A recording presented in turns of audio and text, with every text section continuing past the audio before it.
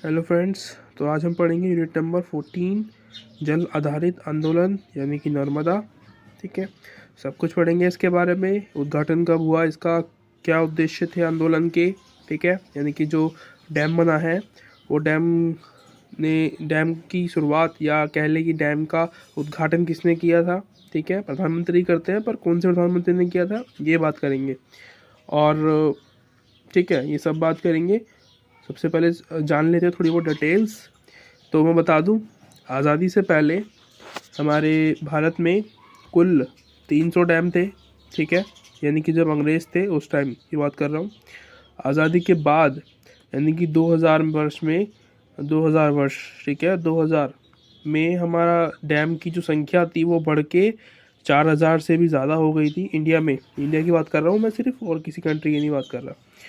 ठीक है, तो ये हो गया एक एस्टिमेट कि 4000 से ऊपर जनसंख्या यानी कि संख्या हो गई थी डैमों की। यहाँ मैंने थोड़ा बहुत लिख रखा है और ये हाईलाइट कर रखा है कि किस किस जो नर्मदा नदी है वो किस किस स्टेट से गुजरती है। तो पहला है गुजरात, उसके बाद Rajasthan and then MP Madhya Pradesh. ठीक है, ये हो गई थोड़ी सी इंफॉर्मेशन। अब चलते हैं आगे। तो आगे है हमारा ये वाला, इसमें हम पढ़ेंगे मेघा पाटेकर का उदय। ठीक है, यानी कि उनको कैसे पता चला, वो कैसे इस आंदोलन में जुड़ी, क्योंकि वो भी एक महत्वपूर्ण नायिका थी जिन्होंने मतलब बहुत ज़्यादा हेल्प की है वहाँ के लोगों की। ठीक है, क्योंकि वहाँ पे जो लोग थे वो जनसंख्या थी बहुत ज़्यादा, और वो सब लोग आदिवासी लोग थे। ठीक है, तो उनके साथ वो किस तरीके से लगी, उनको कैसे पता चला, सब इसमें देखेंगे। ठीक है, तो जैसे मैंने हेडलाइन में दे रखा है सब कुछ। ठीक है, हेडिंग में उतार रखा है, मैंने उतार नहीं रखा मतलब नीचे खींच रखी है। तो 1985 में जैसे जैसे पूरे देश में खबर फैल जाती है ना किसी चीज़ की होने की, क्योंकि होता नहीं है हमारे देश में पहले, उससे पहले खबर फैला देते हैं ये नेता लोग। तो खबर फैल गई थी कि हाँ डैम बनने वाला है, और डैम बनने वाला है तो वहाँ के जो लोग हैं उनको भी प्रस्थान करना पड़ेगा, राइट। तो जैसे ही उनको पता चला इस चीज़ के बारे में तो वो आ गई उन लोगों के पास, उनसे मिलने के लिए। उनकी जो स्थिति थी, उनकी जो हालतें थी वहाँ के आदिवासी लोगों की, ठीक है, जो नर्मदा नदी के आसपास घूमते थे या रहते थे, उनकी जो है स्थिति जानने वहाँ पहुँच गई वो, ये मेधा पाटेकर जी, है ना।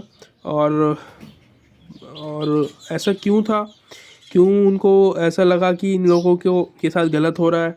देखो मैं बता दूं, यहाँ पे ये रही मेधा पाटेकर जी जो आपको दिखाई दे रही ना वाइट हेयर में, बालों में, वही है। तो यहाँ पे देखो मैंने कुछ लिख रखा है। तो गांव के जो लोग थे ना वो इसलिए दुखी थे क्योंकि उनका जो काम धंधा था ना वो यहीं से चलता था सारा। ठीक है, नदी से ही, उस नदी से ही इनकी जीविका चलती थी, इनकी लाइफ चलती थी, इनके बच्चों की लाइफ चलती थी, इनकी इनकी जो वाइफ होती है उनकी लाइफ चलती थी। ठीक है, तो जैसे कि नाव चलाते थे वो लोग, है ना, जैसे लोग आते हैं घूमने के लिए तो वो घूम रहे हैं नाव पे आराम से, राइट।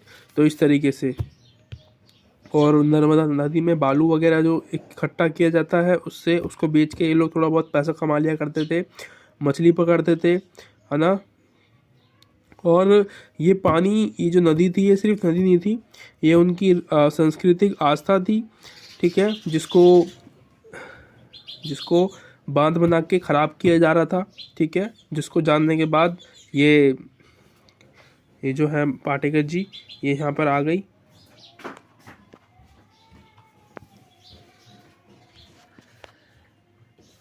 राइट,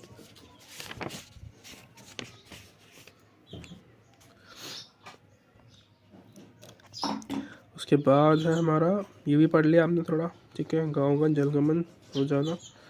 उसके बाद है हमारा, तो अगला हमारा टॉपिक है आदिवासी पुनर्वास की दुर्दशा। पुनर्वास की दुर्दशा, वहाँ के जो लोग थे, आदिवासी समुदाय थे जो नदी के किनारे रहा करते थे।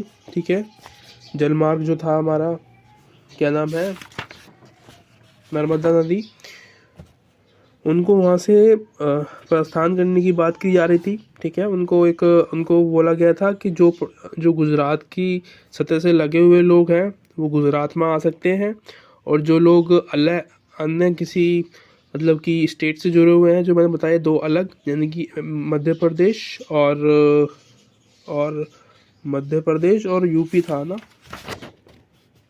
मध्य प्रदेश था, इसके अलावा राजस्थान। ये इन लोगों ने, क्योंकि ये ना वहाँ से उन लोगों को भगा नहीं सकते थे, अगर वो उनको वहाँ से भगाने की कोशिश करेंगे तो एक बड़ी संवैधानिक समस्या आ खड़ी हो सकती है, ठीक है, प्रशासनिक समस्या हो सकती है, जिसके कारण वो उनको सिर्फ कह सकते थे वहाँ से हटने के लिए, राइट। और ना ही तो वो लोग खुद वहाँ से प्रस्थान करना चाहते थे। क्यों बताया मैंने अभी कि वहाँ के जो लोग, वहाँ पे जो उनको सुविधाएं मिल रही थी, वहाँ पर उनको जो काम मिल रहा था वो उनको कहीं और नहीं मिल सकता था, ठीक है। अभी तो गवर्नमेंट वहाँ पे बोल रही होगी कि हाँ हम आपको काम भी देंगे, ये भी करेंगे, वो भी करेंगे, पर ऐसा नहीं होता है, ठीक है। गवर्नमेंट एक बार काम निकलने के बाद फिर वो देखती नहीं है, राइट। उन लोगों को, सारी गवर्नमेंट एक जैसी नहीं होती। तो यहाँ पे राजनीति होने लगी उसी चीज़ के लिए। ये नहीं पढ़ेंगे हम पढ़ेंगे ये वाला, वर्तमान स्थिति, बहुप्रतीक्षित सरदार सरोवर बांध का उद्घाटन, ठीक है। मैंने शुरुआत में ही बताया था उद्घाटन के बारे में।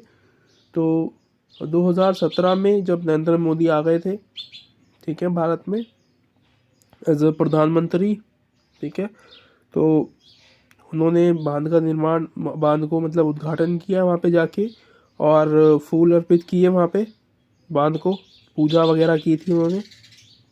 और उन्होंने मतलब कि वहाँ के जो संत महासंत है ना, उनको कॉन्ग्रेचुलेट किया था, क्योंकि उनकी वजह से ही वो बांध बन पाया था। विश्व बैंक से हमारी गवर्नमेंट ने सहायता मांगी, मोदी जी ने सहायता मांगी, लेकिन उन्होंने मना कर दिया, ठीक है। और ये भी बताया कि इससे जो आसपास के जो 22 लाख हेक्टर की जो ज़मीनें हैं, ठीक है, उनको पानी मिलेगा, जिससे सिंचाई होगी, ठीक है, खेती अच्छी होगी। आगे चलते हैं। ये वैसे चैप्टर हो गया है ख़त्म, ठीक है। देखो ऐसा चैप्टर है ये, इसमें बहुत ज़्यादा क्लोज जाने की ज़रूरत नहीं है हमें। 10 नंबर में आएगा, अराउंड हमें 3 पेजेस के आंसर लिखना है, यानी कि 300 वर्ड्स होगा, मुश्किल से कमी में हो जाता है। तो thank you so much for watching. ऐसी वह वीडियो देखने के लिए सब्सक्राइब लाइक कर देना, ठीक है। वीडियो को कमेंट कर देना, कोई भी जो वीडियो पे आपको, जिस सब्जेक्ट पे आपको वीडियो चाहिए उस पर, ठीक है। अगर कोई अदर इन्फॉर्मेशन है इग्नू से संबंधित तो वो भी पूछ सकते हो, no doubt. Thank you so much for watching.